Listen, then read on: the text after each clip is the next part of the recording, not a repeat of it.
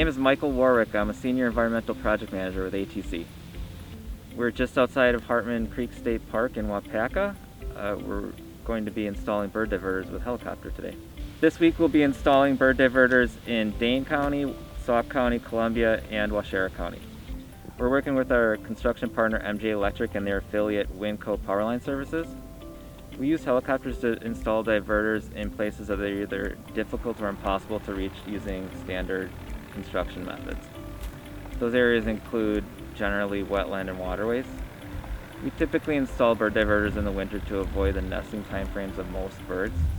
While bird diverters can help protect any species of bird, the birds most susceptible to collisions are the heavier bodied birds like swans, geese, and cranes. We're installing two types of diverters this week. One is a diverter that includes reflective and glow-in-the-dark properties that make the line more visible to birds at dawn and dusk. The other is a spiral type diverter. Both work really well at helping birds to avoid collisions.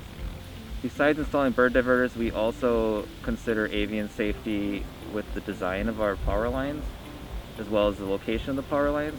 We also look to provide safe nesting opportunities for eagles and ospreys, and enhance nesting opportunities for other birds such as herons.